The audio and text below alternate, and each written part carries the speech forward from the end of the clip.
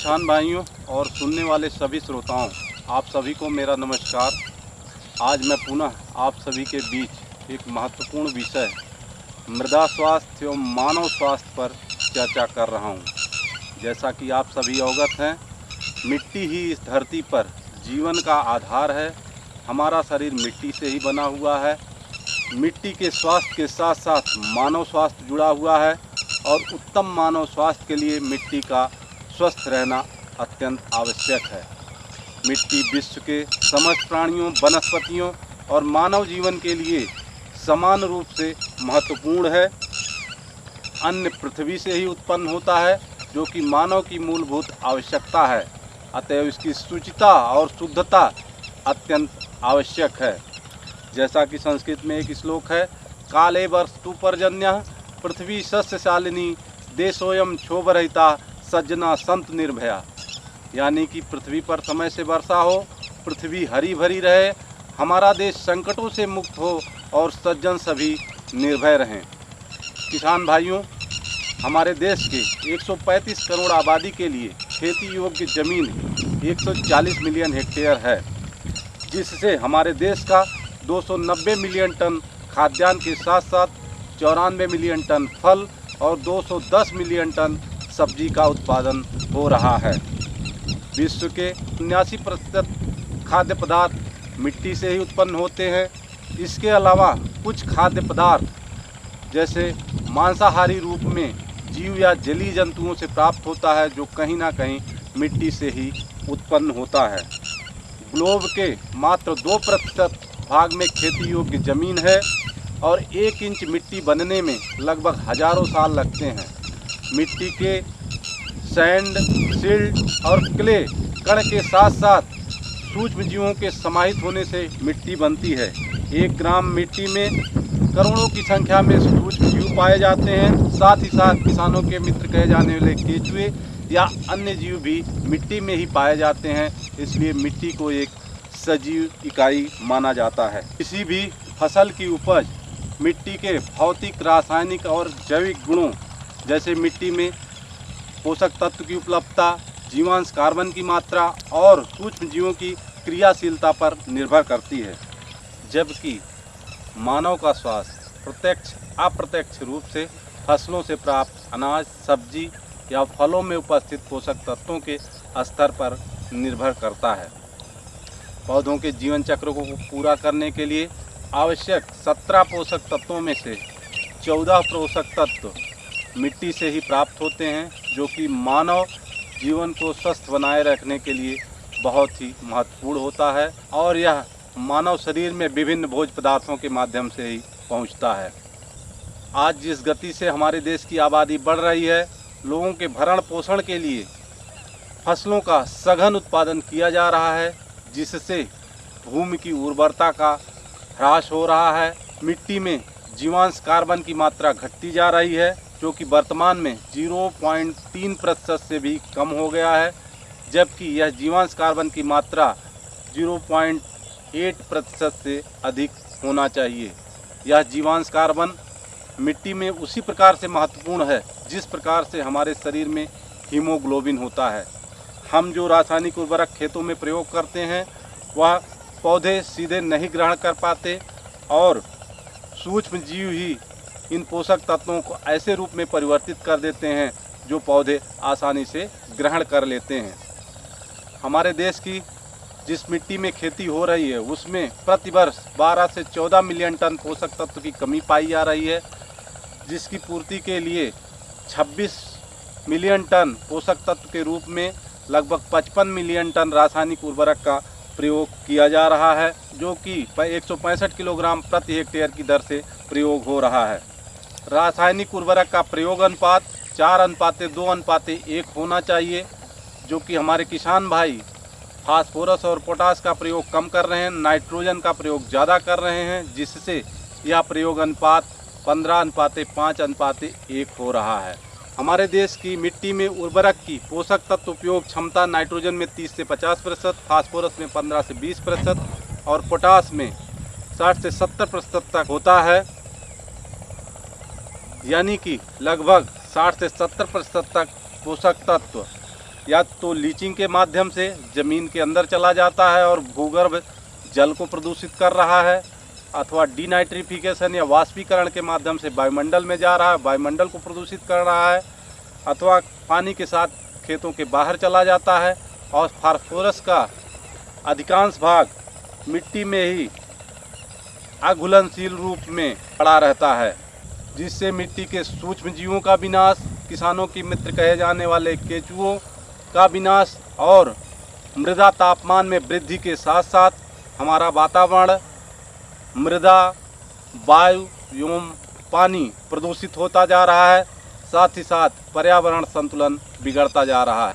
इसी प्रकार कीटनाशक का एक बड़ा भाग मिट्टी में पहुंच जाता है, जो मानव जीवन और प्रकृति को प्रभावित कर रहा है।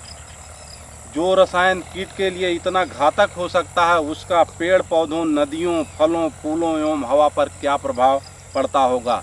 यह शत्रु कीटों के साथ साथ मित्र कीटों को भी नष्ट कर दे रहा है और यही रसायन सब्जियों, अनाज, फलों और पानी के जरिए हमारे शरीर में पहुंच रहा है। सन 1950 में हमारे देश में पेस्टिसाइड कंजम्पशन मात्र 2000 टन था, जो कि वर्तमान में 55,000 मीट्रिक टन से भी ज़्यादा हो चुका है और इसका प्रयोग सबसे ज़्यादा महाराष्ट्र में हो रहा है और उसके बाद उत्तर प्रदेश में ही हो रहा है। प्रति हेक्टेयर कंजम्पशन सबसे ज़्यादा पंजाब में हो रहा है। इन पेस्टिसाइड में सबसे ज़्यादा 55% कीटनाशी, 18% फफूंदनाशी, 23% खरपतवारनाशी और 4% अन्य हैं। कीटनाशक कई वर्षों तक विघटित नहीं होते और मिट्टी में ही पड़े रहते हैं, जिससे मिट्टी में उपस्थित जैविक घटक जैसे जीवाणु, फफूंद, केंचुए या अन्य जीव नष्ट हो जाते हैं। हमारे खाद्य उत्पादों में पेस्टिसाइड की मात्रा इतनी अधिक है कि कई देश भारत से खाद्य उत्पादों का आयात भी इसी आधार पर प्रतिबंधित कर रहे हैं। जैसा कि विगत वर्षों में बासमती राइस या मलिहाबादी आम में पेस्टिसाइड अवशेष होने के कारण कई देशों द्वारा आयात को रोके जाने की घटना को आप सभी ने समाचार पत्रों के माध्यम से जरूर ही जाना होगा। इसी प्रकार शहरों से निकलने वाला सीवेज और कल कारखानों से निकला हुआ पानी जो नदियों में जाता है, अनेक क्षेत्रों में मिट्टी की सेहत को बिगाड़ रहा है। इस तरह के जल में अनेक रसायन या भारी धातुएं होती हैं। ऐसे क्षेत्र शहरों के किनारे होते हैं जहां पर सब्जी की खेती बहुत ज़्यादा की जा रही, जैसे दिल्ली में यमुना नदी के किनारे या कानपुर में गंगा नदी के कछार क्षेत्र में।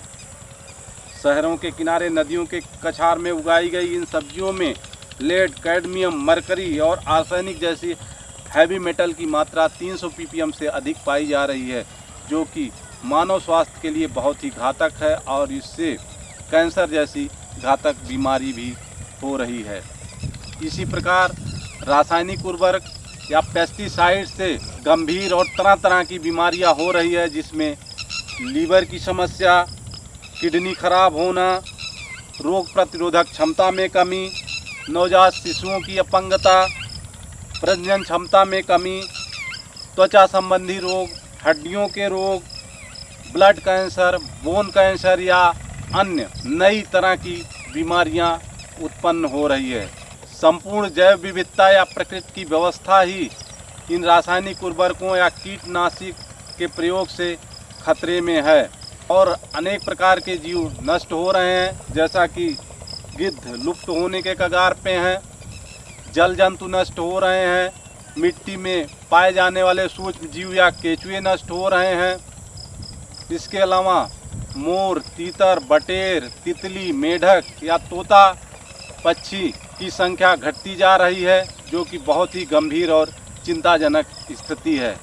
FAO के अनुसार विगत 30 वर्षों में कीटनाशी का प्रयोग 11 गुना बढ़ा है और WHO के रिपोर्ट के अनुसार प्रत्येक वर्ष 3 मिलियन लोग कीटनाशी रसायनों की विषाक्तता के शिकार हो रहे हैं। वर्तमान परिवेश में हमारी कृषि की लागत बढ़ती जा रही है, लेकिन फसल की उत्पादकता या कुल उत्पादन में उस अनुपात में वृद्धि नहीं हो पा रही है। साथ ही साथ मृदा स्वास्थ्य, मानव स्वास्थ्य और पर्यावरण संतुलन बिगड़ता जा रहा है। हमारे किसान भाई शायद इस बात को नहीं समझ पा रहे हैं कि फसल की उत्पादकता के लिए भूमि में जीवांश कार्बन की मात्रा या जीवाणुओं की क्रियाशीलता आवश्यक है। ये जीवांश कार्बन सूक्ष्म जीवों का भोजन होता है और सूक्ष्म जीव ही रासायनिक उर्वरकों को पौधों को उपलब्ध कराता है। अतएव हमारे किसान भाइयों को मिट्टी में जीवांश कार्बन की मात्रा को बढ़ाने के उपाय के बारे में सोचना अत्यंत आवश्यक है। मृदा स्वास्थ्य को बचाने के लिए और मिट्टी में जीवांश कार्बन की मात्रा को बढ़ाने के लिए क्या क्या उपाय किए जा सकते हैं, उस पर चर्चा करते हैं। इस विषय पर भारत सरकार द्वारा भी चिंता व्यक्त की जा रही है और विगत वर्षों में तरह तरह के प्रयास किए जा रहे हैं और भारत सरकार द्वारा ही मृदा स्वास्थ्य कार्ड योजना की शुरुआत की गई। इसका उद्देश्य प्रत्येक किसान को उसके खेत की मिट्टी के पोषक तत्वों की स्थिति का जानकारी देना है और उन्हें उर्वरकों की सही मात्रा के प्रयोग की सलाह देना है ताकि लंबी अवधि के लिए मृदा स्वास्थ्य को कायम रखा जा सके। इसके अलावा भारत सरकार द्वारा 100% नीम लेपित यूरिया का उत्पादन कराया जा रहा है, जिसमें पोषक तत्व उपयोग क्षमता सामान्य यूरिया की तुलना में ज़्यादा है। परंपरागत कृषि विकास योजना 2015 में शुरुआत की गई, जिसका उद्देश्य रासायनिक उर्वरकों या कीटनाशकों के प्रयोग को नियंत्रित करना तथा जैविक खेती को प्रोत्साहित करने के लिए किया गया है। परंपरागत कृषि विकास योजना एक क्लस्टर अप्रोच के माध्यम से किया जा रहा है।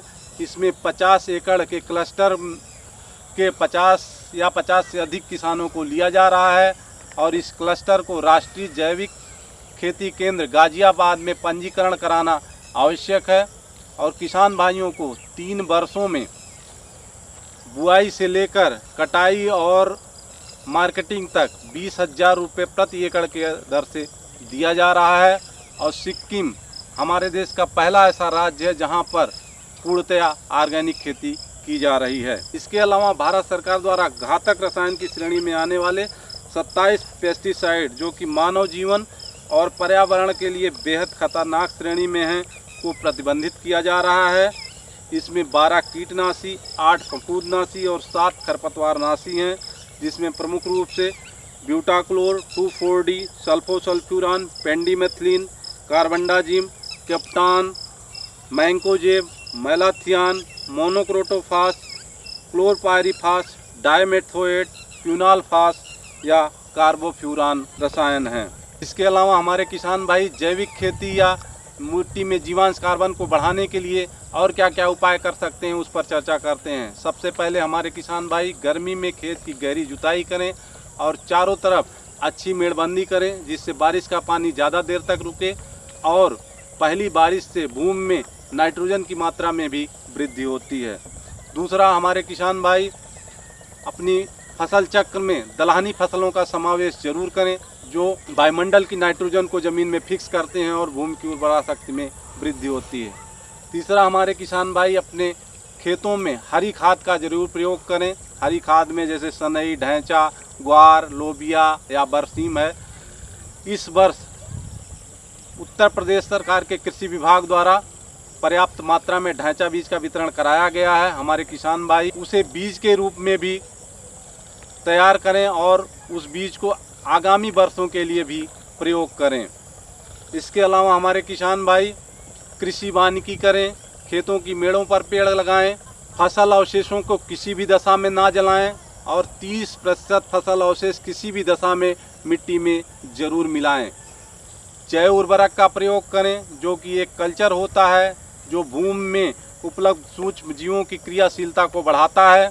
एकीकृत कृषि प्रणाली को अपनाएं, जिसमें खेती के साथ साथ पशुपालन, बागवानी, मधुमक्खी पालन, मुर्गी पालन आदि करें, जिससे उनकी प्रति हेक्टेयर आमदनी बढ़े और भूमि की उर्वरा शक्ति में भी वृद्धि हो।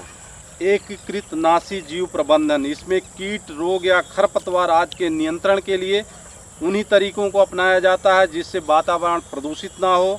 इसके अंतर्गत कीट, रोग या खरपतवार आदि के उन्मूलन के बजाय उनके प्रबंधन की बात की जाती है। वह जीव को हमेशा के लिए नष्ट नहीं किया जाता, बल्कि ऐसे उपाय किए जाते हैं जिससे उनकी संख्या सीमित रहे और उनसे आर्थिक क्षति ना पहुँचे।